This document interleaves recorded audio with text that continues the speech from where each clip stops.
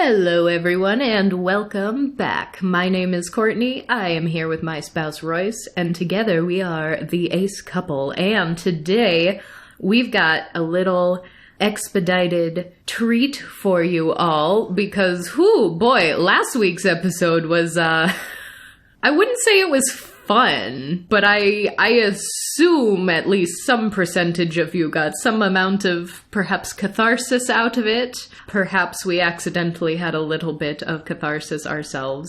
But I don't ever want to be that angry on microphone again, at least not directed at a specific person. I prefer to reserve my anger for systemic issues, for broad injustices, but I don't ever want to be angry at one dude on microphone to that extent ever again. I'm not promising I never will be, because some dudes deserve it. But what that does mean for us today is that we are delving back into r/DeadBedrooms. So on this channel, once about every 6 months, we have been doing an r/Am I the Asshole Asexuality edition, and you all really, really love those. We know it, we hear it, we get your comments and your praises. But just a few weeks ago, we decided to jump into DeadBedrooms for the very first time, and you all absolutely loved it and begged us for more. So here we are. It has not quite been 6 months, but I think we are gonna start putting DeadBedrooms in our rotation, and you're getting one a little early, a little holiday treat from us to you. Just don't expect Reddit episodes to usually come this often. So, what did we learn from the first time we dove into DeadBedrooms? What was the takeaway? What was the point? The point? I think the first part of that episode was laying out the pattern of a lot of the posts that we were seeing, which included the lingo. Yes, the terms used, the fact that things like low libido and high libido were mentioned right in along with gender identity and sexual orientation. And of course that the entire subreddit is dealing with relationship issues that revolve around a lack of sex or sexual fulfillment in a relationship. And a general pattern we saw was that not very favorable toward asexuality. Some posts were a little better than others, but the general vibe is not very accommodating of aces. And truly just a lot of ignorance about what asexuality actually is. I recall in our first episode actually prefacing things with like, we in our community, we at our podcast, we as aces know that things like asexuality and libido do not always go hand in hand, but it's clear by the way some of the folks here are talking about it that when they say asexual, they also mean low libido. They also mean probably sex-averse in some way. So we're going to, again, try to not nitpick language too much because we have been down that road time and time again. If you're a regular listener of ours, you know where we stand on that. So we're going to try to listen to what they mean as opposed to what they say to the best of our ability. But before we get into some of our posts that we have that actually mention asexuality, there is one abbreviation that has just been bothering me ever since we did that first episode. And that is LL for you, or low libido for you. And this is something that folks use in this subreddit to say, oh, you know, my partner who is no longer having sex with me, and this is a major issue, isn't low libido, just low libido for me. I don't even know how to articulate it, but there's something about that just being a concept, that this is a shorthand that is known in this subreddit, in this community, that is used so often, that just, it feels so wrong. There's something fundamentally about it that my brain does not want to accept is a thing in the way that they are using it. Well, at the very least, libido seems like the wrong word to use to describe what they're trying to describe. It really does. Like, perhaps there's an amount of attraction here. Like, maybe, and this could be a thing where they are just across the board consistently conflating libido with attraction. But if someone is low libido for you, it's like, I don't think physiologically speaking, and I don't know, any high libido aces out there, feel free to correct me. I am not that. I don't have one. Never have. Never want one.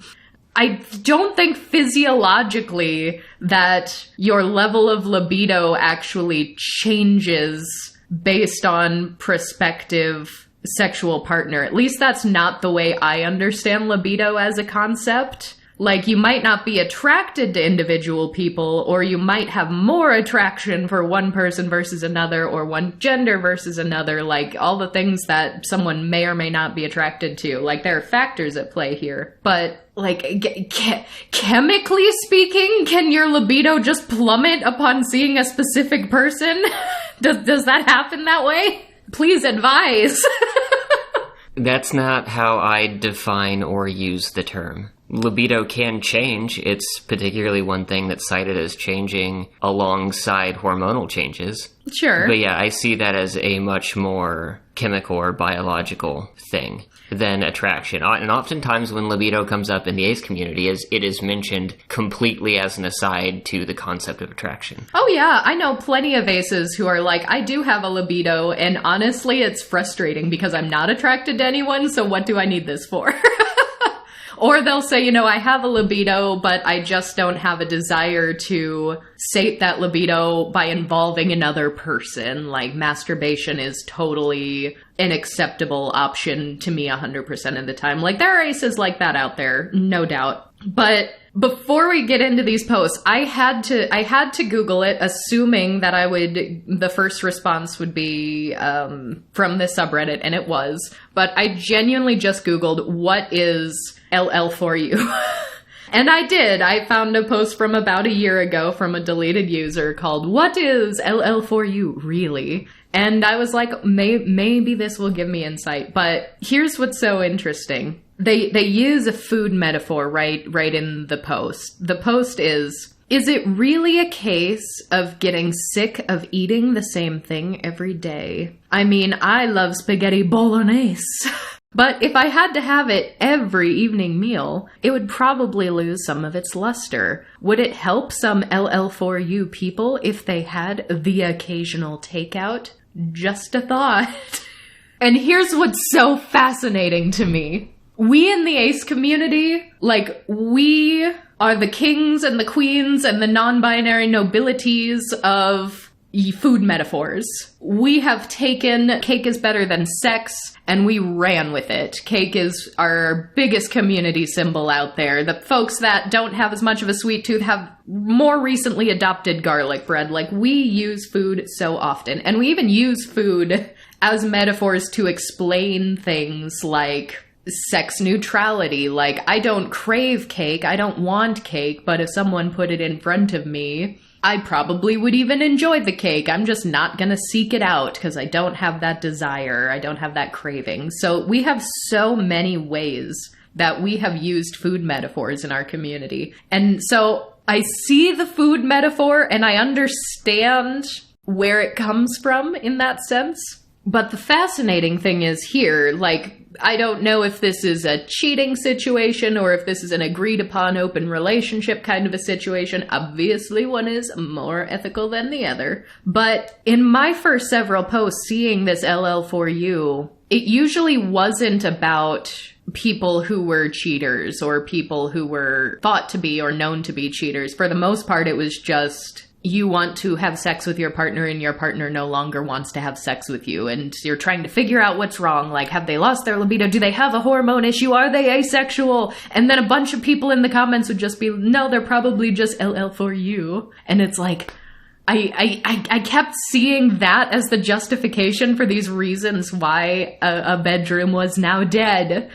And that LL4U is just grinding on me because the implication was also that this bedroom hasn't always been dead. At one point, activities were happening, And if there's some sort of drastic change, I don't think your libido has only changed for that one person. So I'm struggling with the food metaphor here, but since it was posted, I wanted to see what some of the responses were and if people agreed with it, because I am clearly not a member of the DeadBedrooms community, so I am trying to learn from those who are. And the first comment says, "That's not logical thinking at all. I'm low libido because something about this partner or relationship is killing my sex drive. So if I go sample a different partner, I'm going to learn that sex doesn't have to be awful, boring, painful, entitled, and then I'm going back to the bad sex partner? That makes no sense." So in this case, I still don't think it's low libido.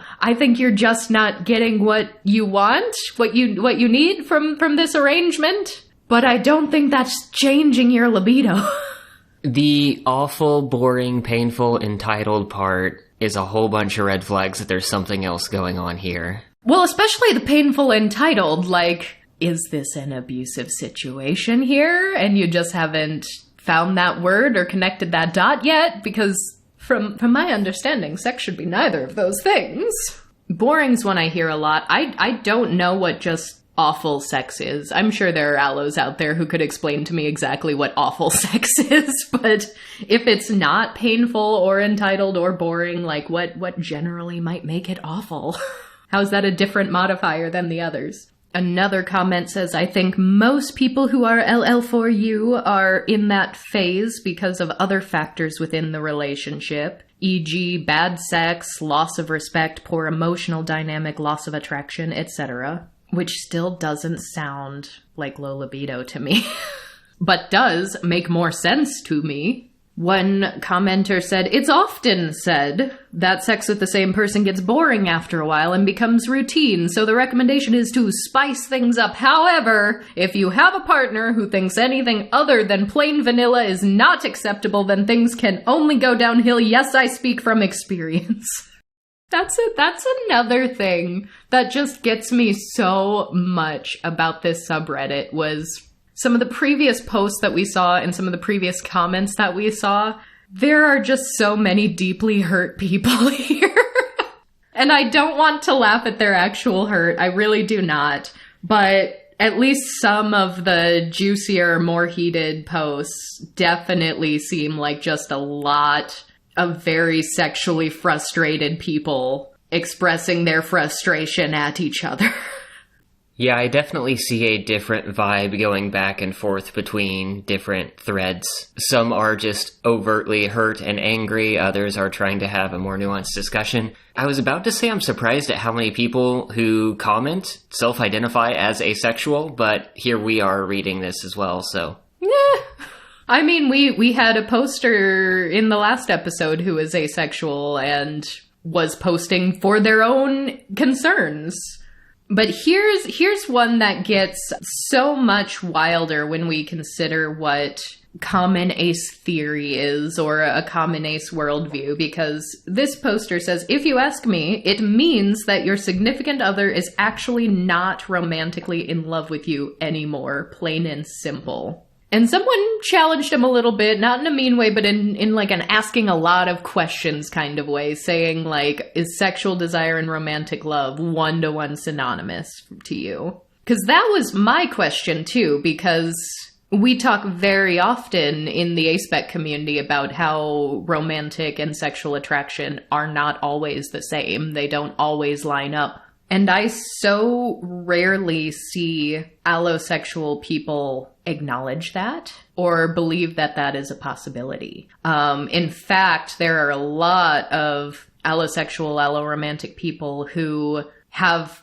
direct animosity at the very notion that they could be different, especially in instances of like aromantic people who are allosexual. Like, the stereotype for them is that, oh, they are just players. They are a fuckboy. They don't respect the people they're having sex with. And just horrible, awful stereotypes, which, as long as everyone's clear about what the nature of this relationship is and expectations have been set and there's communication, there's nothing wrong with that. But just the very possibility that you might have sex with someone you aren't romantically attracted to is met with so much animosity. And this could be its own 3-hour episode. So I won't get into it. We'll save that for our split attraction model series that I've been saying for so long that we need to do, but we need to do it right. But the original commenter here specifies, to be more specific, I believe someone can be LL, low libido, due to whatever reason, like asexuality, trauma, hormones, etc. I super don't love that those three were the things that were all just, like, put together like that. But they can be low libido for any of those reasons, and romantically in love with their significant other. But being low libido for you means that someone is sexually interested in general, but not in their partner. And yes, to me, that clearly proves that they are not romantically in love. And ends that thought with, because for someone who isn't low libido in general, romantic love contains being sexually attracted to someone. It's not synonymous, but one is the subset of the other. So that's kind of like saying, for the most part, only asexual people have split attraction, or only people who are otherwise, messed up. If you have a medical issue or trauma, or you're ace, then maybe your attraction can be split, but otherwise, nah. Yeah, the human condition is just more fluid than that. I think that in a lot of relationships, even ones that don't get to the dead bedroom state, that romance and sexual activity or attraction will often fluctuate just as you go through life changes to some degree. How much content is there on allo relationships who are going through a slump for some period of time? I mean, that's basically the running joke in, like, every sitcom from the 90s or earlier, right? So yeah, I mean, I don't know. That one was just bothering me so much that I had to try to understand that one more. So I still reject the idea that this is literally about libido, but I at least think I have a little bit of a clearer idea of this is someone who has a libido but does not want to have sex with their partner. And maybe it's their partner's fault. Probably on a case-to-case basis there. Okay, so this post is titled, "My fiance just realized he was asexual today." Just today, spontaneously? I don't know how spontaneously, but apparently the first thing to do after hearing of that is to make a post to Dead Bedrooms. Yikes. Yeah, if it was literally just today, and you've now gone off to make a post here, I feel like... We'll see, I haven't read this one, so I don't know how much animosity is going to be in this post, but it is tagged seeking advice. Okay. I don't know if this is the best place to get advice. I would strongly advise anybody who has a significant other who comes out as asexual to first have extensive conversations and do what you can to try to support them through that. But then maybe seek counsel from aces and not a community that is often hostile to them. But we'll see. I will reserve judgment until we see what the post and responses are. Hi, I'm new, and I'm sorry if this isn't coherent. My mind is a spinny blur, and I just feel small, helpless, and isolated. I, 37F, demisexual, high libido, had a conversation with my fiance, 42M, very low libido. So this is a demi also, so at least knows some amount of the ace spectrum. Fascinating. Most likely, yes. Today about how sex has just not been working for me lately and how I'd like to try to work through it together. We've been together for 9 years, and aside from sexually, we are very happy and committed to each other. That is a running theme on a lot of these posts. Mm-hmm. We are happy except for the sex part. And the sex part is emphasized so heavily that I fundamentally cannot understand it. Own a house together, have shared friends and interests. The sticking point is sex. Through the course of things, he said, well, I just never have any interest in sex. so I don't know what to do. That part was in quotes. And I don't know, the inflection of the way he said it just made me, like, have an epiphany. So I asked if he meant never, as in literally never in his life, like an asexual person, or never as in he's been stressed and or not confident in his body. And he gave me a blank face and said he didn't know. He doesn't know anything about asexual people, but he's been waiting for sex to click and make sense this whole time. Which, that is interesting, if they are just having this question and epiphany now, 9 years into the relationship. And if she's demisexual and he's saying he doesn't know anything about asexuality, does he know she's demi? Let's keep going. OP continues with, you guys, I'm communicative as anything. If he's asexual, that is what it is, and we'll try to figure out what that means. But, like, how did he never make clear that his low libido was absolute sexual disinterest? He loves cuddling and kissing, but nothing else really, and he's known this the entire fucking time. I had no idea. Honestly, I thought his low libido was caused by the medication he's on. He's acted quite convincingly that he enjoyed things, and I feel defrauded and lied to. Here I was thinking that my life was pretty great. We just needed to get on the same page with our sexual preferences, kinks, desires, and agree on the level of frequency, and we'd be the happiest people we know. We're going to keep talking about it, so hopefully it's not actually a relationship-ending thing, but my head hurts from crying. I feel rejected and robbed of the life I was led to believe I'd have. I'm confused and can't talk to any friends about it yet, because I don't want to out him. I'm scared that I'm never going to get to enjoy my body with someone else without imploding my stable, secure, otherwise happy life. We're supposed to be getting married in 6 months. Just any help, please. Therapists or counselors online or in the area of the country that they're in, articles, other corners of Reddit where this would get guidance, tea, and sympathy. Anything. Thank you so much. I gotta say, I cringed at the defrauded word. Yeah. We did our episode on marriage consummation laws and fraud as a justifiable reason to annul a marriage and the precedents that asexuality could play into that. I don't love that word. I really, really do not. I also feel like I need more information because part of that I feel defrauded and cheated and lied to was like, he seemed to be enjoying some of the things. And it's like, maybe he was?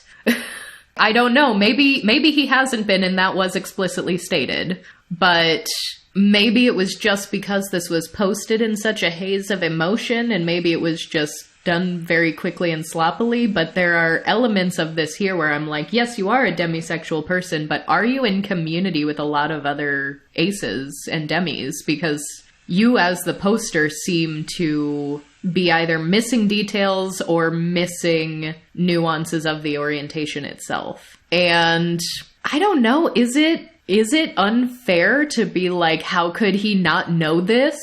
Why did it take him so long to realize this? Like, so I personally have met people who did not come out as asexual until they were over 70 years old because they did not have the language for it. They met me, they saw me talk about asexuality, we developed a friendship, and then they confided in me that they are in fact asexual and the things I was sharing were things they felt their entire life. But it was indistinguishable from, you know, heterosexual or homosexual because they just didn't know there was a word or an option for something other than those two. And so, like, is it really unfair to be like, I've been with this person for 9 years, how did they not know? Because everyone's on their own timeline, you know?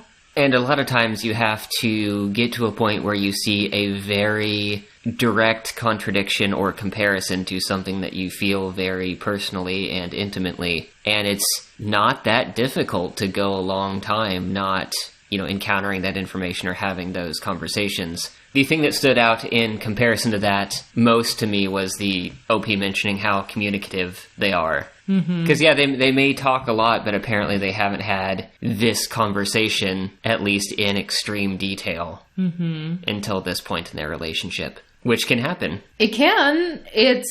Was there anything in there? Did I just miss it? Was there anything that actually said that he does not want to have sex anymore? Because I feel like I didn't get that. Did he actually say or imply that at any point?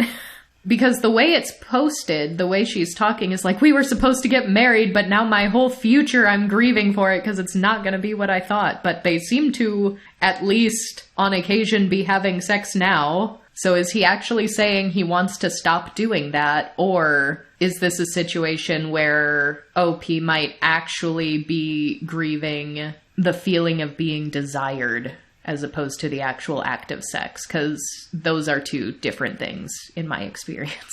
I think that's a reasonable impression. One quote from him was, well, I just never have any interest in sex, so I don't know what to do, which I think it's reasonable to say that the implication of that is that he is not initiating anything. And she mentions that there have been times when he's said or at least acted like he's enjoyed things, and that they just aren't on the same page about their preferences, kinks, and desires. So, and the level of frequency is another one that's brought up. She self-identifies as having a high libido compared to his, at the very least, which she says is very low.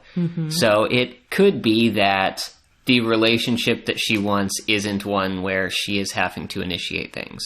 That's possible. It's not explicitly stated. Because that's something that I know I have had in past relationships and other aces have had in past relationships, where even if there's a situation where an asexual person is in a mixed orientation relationship with an allo person, and the allosexual person does want sexual activities, and even if the ace is okay with that to varying degrees, whether they're sex favorable, sex neutral, whatever that is, there are some instances where that is still not enough for the allo person, because I have seen allos react with outright hostility to aces, not because they won't have sex with them, but because they don't want sex with them, or they don't want it enough, or they don't feel attracted, or they don't feel attractive, they don't feel desired. And I really struggle to view that in any way other than some form of potentially insecurity. Potentially we can chalk it up to something else, but I genuinely do not think that if that is a tension in the relationship where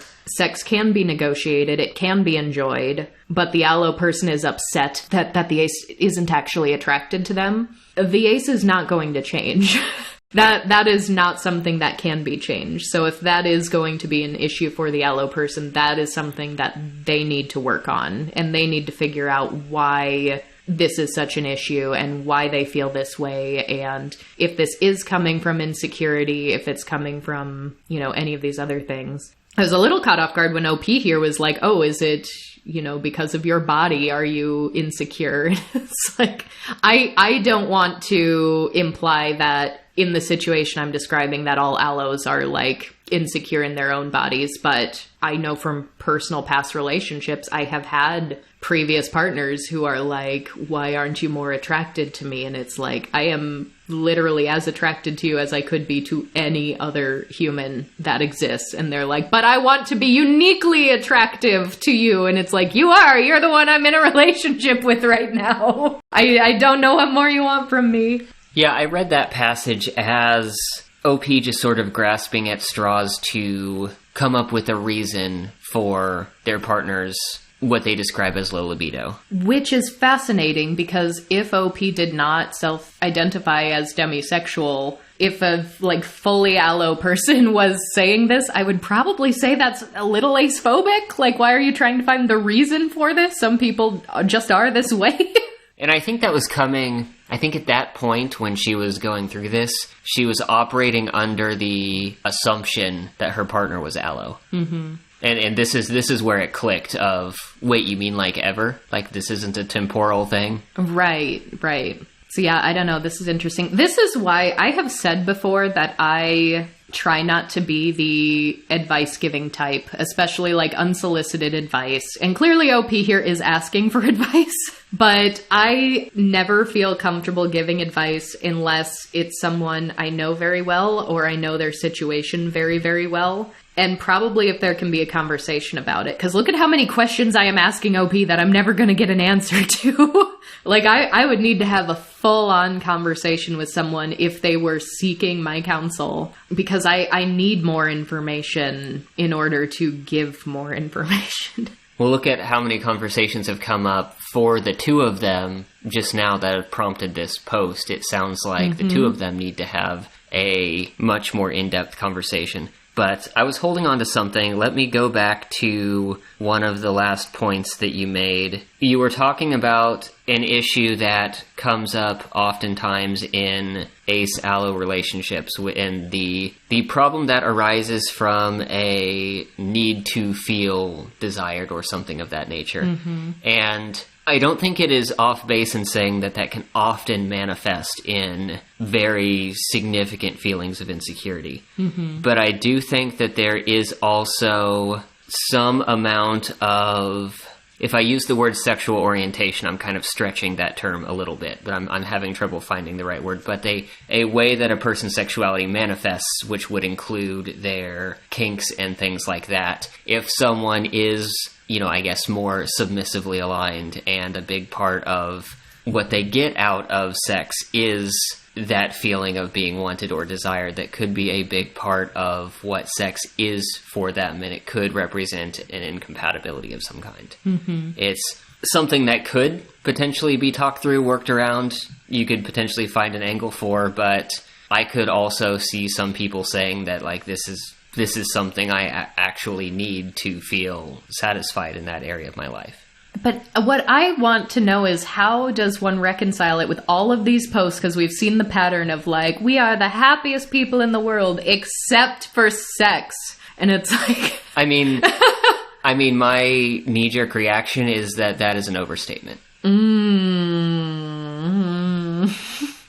So you're just going to say that, huh? You're just going to say what we're all thinking? Just like that? One of the things we've mentioned before is that we see a lot in relationships, a lot of things get piled on to sex as the one thing that is going to make or break a relationship, and sometimes that is done in a way that I don't think appropriately, like, summarizes the relationship as a whole. Like, if you have so many things going on in your life that you don't have time to spend with each other doing, like, meaningful activities, then sex becomes that activity. If you aren't getting affection in other ways, then sex becomes the way that you're getting affection, and a lot gets piled onto it, and that's how you end up with, you know, entire industries of sex counseling as a form of relationship counseling when there might be other avenues to figuring out what's going on. Yeah, I do think just because what you were saying with sex sort of being the all-encompassing thing that could also be a need that could theoretically be met another way. You mentioned affection, like, well, if sex is the way you're receiving that affection. And I know not every couple's like this. This is definitely just a personal anecdote of mine, but, like, I am incredibly romantic for someone who is actually identifying as demi-romantic on the arrow spectrum. My gestures and gifts, I've always been a very, very romantic person, and I would put a lot of time and thought into these acts of romance, and I always wanted to make sure that my partner felt desired. And in fact, you've made that very difficult for me, Royce, because you don't like things. I was like, let me get you gifts, and you're like, no, absolutely not. I refuse. But, like, in past relationships, like, that was a thing I would do, and then have a partner be like, but I feel like you don't desire me enough. It's like, I'm sorry it is not in the way that you want it, and I am sorry that this is all coming from an incredibly low self-esteem and a poor body image that you have of yourself. But I genuinely, I cannot develop sexual attraction for you. That is not how I am wired. It is not going to happen. So I fully understand that I'm reading this under my own lens there, but yeah, interesting post. What are some of the comments?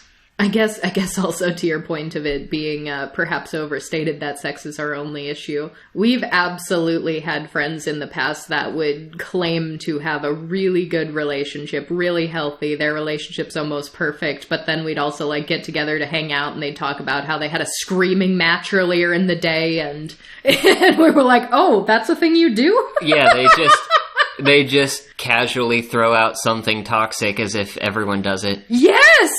This is why we aren't friends with straight people anymore. I don't think we have a single straight friend anymore. At least not a straight couple. We might have one or two individual straight people that are cool.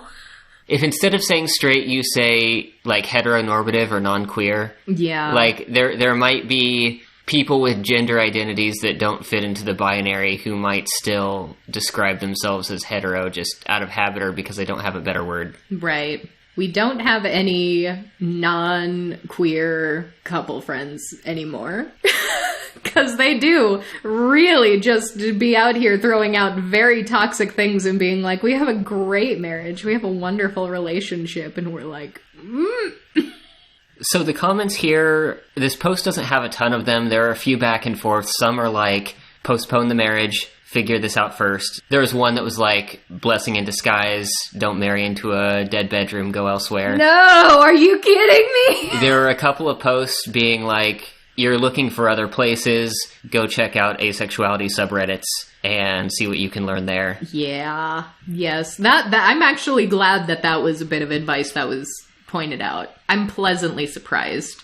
Less so with the blessing in disguise. Give me a break. That is what I have come to expect from this subreddit, though. And from what I can tell, OP seems to be going through and responding to a lot of posts and just trying to take it all in. She does say at one point, someone mentions that it sounds like he genuinely didn't know and could be just in the questioning phase of understanding himself. That's what I was wondering, like, was it mean to be like, how did he not know? And she does say, I agree that's the best outlook to take right now, and yes, he's been doing a lot of introspection in the last year or so, he's just not terribly fluent or practiced in doing so yet. Yeah, like I said before, we're all on our own timelines. I hope they're doing okay. We need a where are they now for a Reddit post. This post was 3 months ago, by the way. Oh man, so we're, 1 month till the wedding, unless it got postponed? Halfway there, it was 6 months out. 6 months, okay. I don't know why I had 4 in my head. So this one, we gave up on r/are the straights okay because there were so many just like very visual memes that were just not good for podcast format. But I did find one post on DeadBedrooms that was just a meme, but some of the comments just absolutely have me facepalming. It's entitled, Sex Really Isn't That Important in a Relationship, and it's a picture of a couple. I don't know what this is from. Appears to be a man and a woman. The woman is saying, sex really isn't that important in a relationship, to be honest. And then a close-up of the man's face. And the commentary is, I've never seen a bigger cry for help in a man's eyes. And we'll have a link to this in the show notes if you want to actually see what the picture is. But, oh my word, some of the comments... But suddenly becomes the most important thing in life the moment that guy sleeps with anyone else. And the same person said, sex is like money. Money is not everything. Not having money is. Same with sex. Sex is not everything. Not having it is. As someone who is a no libido, borderline sex repulsed, asexual, who has been in severe poverty for large swaths of my life and no longer is, absolutely fuck that analogy. Then we had a really unfortunate sort of just conversation back and forth in the comments where someone says, but it's true, ... If you are asexual, I guess. And someone comes in and tries to do the Ace 101 kind of a thing, saying, like, this is actually a common misconception. There are asexual people who have sexual desires. There are also sexual people without sexual desires. Asexual people find no one hot. If you're wondering why a person would have sex with someone they don't find hot, most people who have sex with their hand don't find their hand hot. And some jerk was pulling quotes like, there are asexual people who have sexual desires, saying, by definition, not asexual. Which isn't true. We know that. But someone comes in and tries to say, asexuality is considered to be a sexuality wherein one doesn't experience sexual attraction. Asexual people can get horny and enjoy sex, but they won't be sexually attracted to their partners or be turned on by their bodies pleasing them, etc. And then people just argue about language, because then that poster who came in with the ace spiel says, I try not to use sexual attraction because so many people think sexual attraction equals want to have sex with. And a few people are like, well, that's less good language. that is more confusing.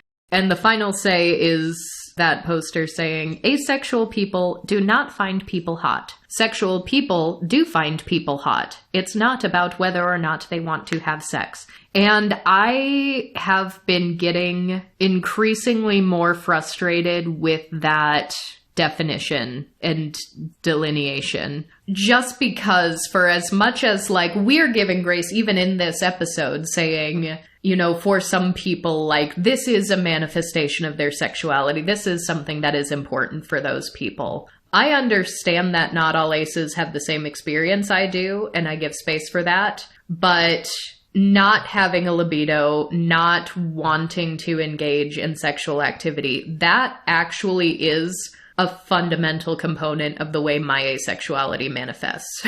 And I'm not going to say that people in different areas of the ace spectrum are less ace than me. I'm not going to say they're not asexual, because I don't believe those things.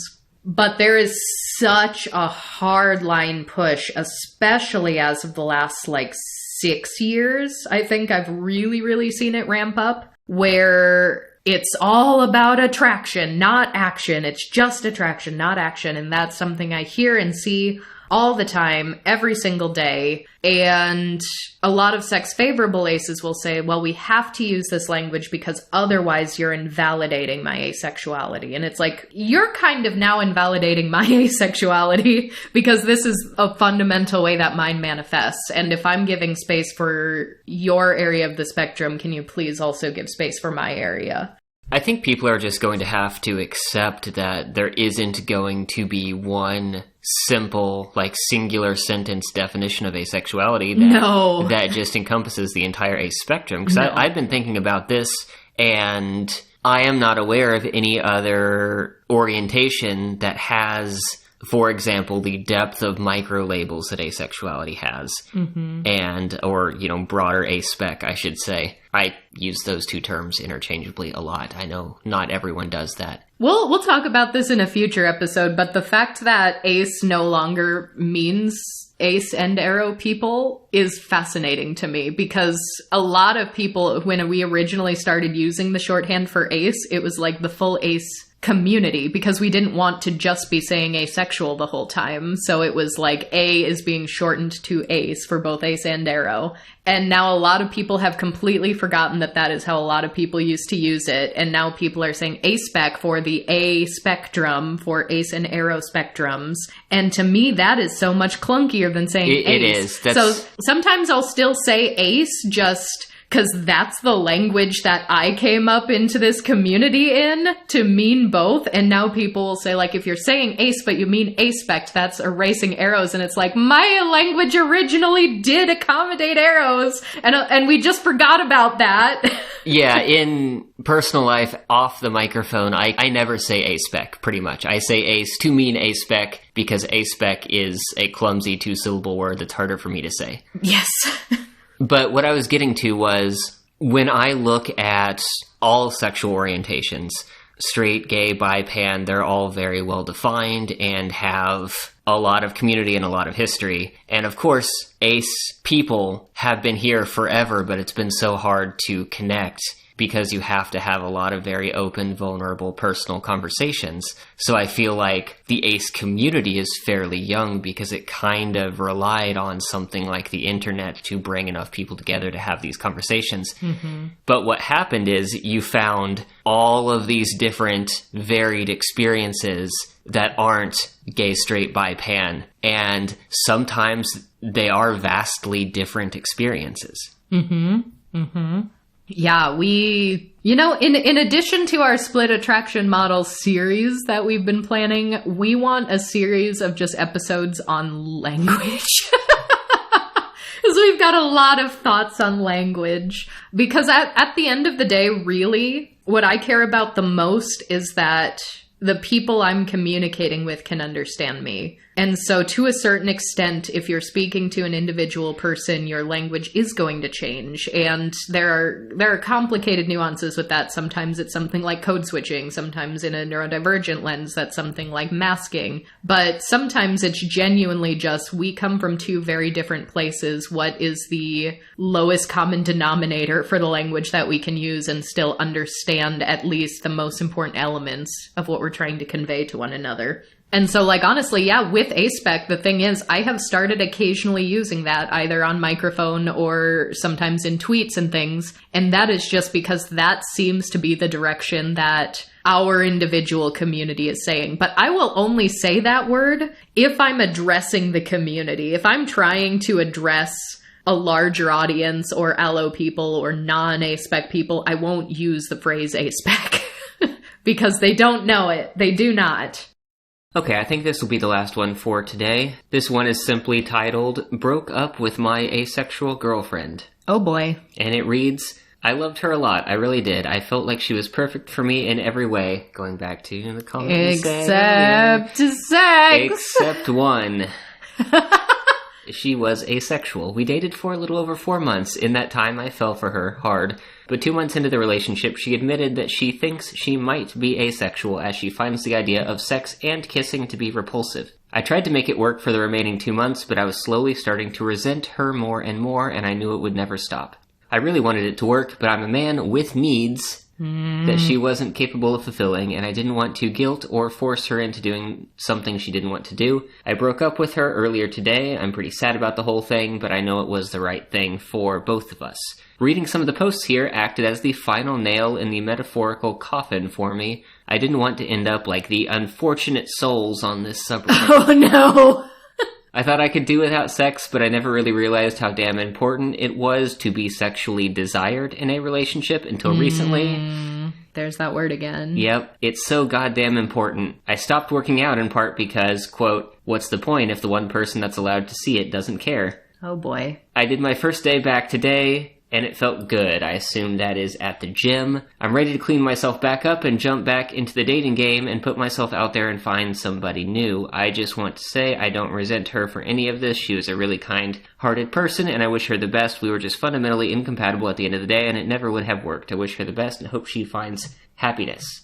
So that was a collection of a few things we've talked about. One thing I wanted to mention that I've just always been aware of and never really understood is the I'm going to exercise or diet purely to date. Not for myself. Not for health. I'm just going to do that to try to find someone during that dating phase. Yeah, I also, because he's also saying, man, my first day back at the gym and it felt good. If you like exercising, why did you stop? Liking exercise is a gift. Exercise sucks. No, I'm with you on that. I don't understand that. Just the loaded language in that post, though, I didn't want to end up like the unfortunate souls here. It sounds so melodramatic. As a post that was just, hey, here's what happened and not asking for advice or anything, it's also interesting that this person made a decision because apparently they were lurking on DeadBedrooms.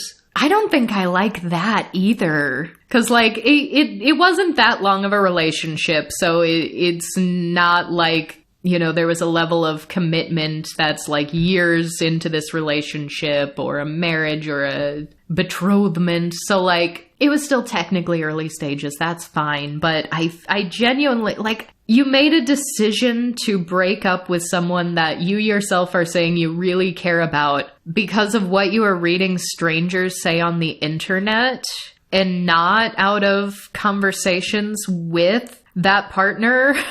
I don't know. That's just the very concept of that is something I don't understand. Yeah, I don't know what conversations they had in the relationship. Reading through some comments and seeing OP comment on a couple of things, they didn't give their ages, but they did imply that they were pretty young and that had only been together for 4 months. Mm-hmm. So if they had a conversation and kind of outlined what they want or are looking for in a relationship, it seems perfectly reasonable for them both to be like, okay, this isn't it, and go on, kind of a thing. Right.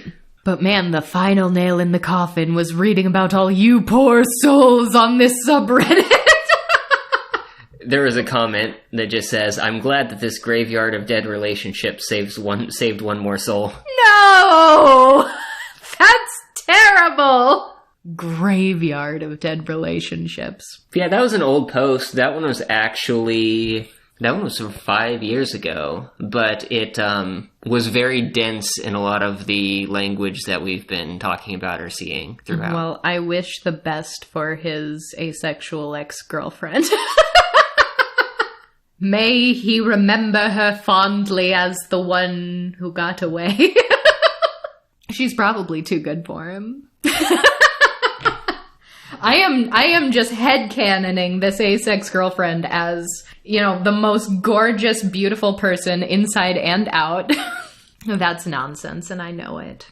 And, you know, last time we did a Dead Bedrooms episode, we were talking to our friend Satan, and they had a brilliant idea about what would be a better Dead Bedrooms concept than people in relationships who don't have enough sex anymore. The concept they put forth was untouched photographs of the bedroom of people who died. Like, just how they died. This is what their bedroom looked like when they died.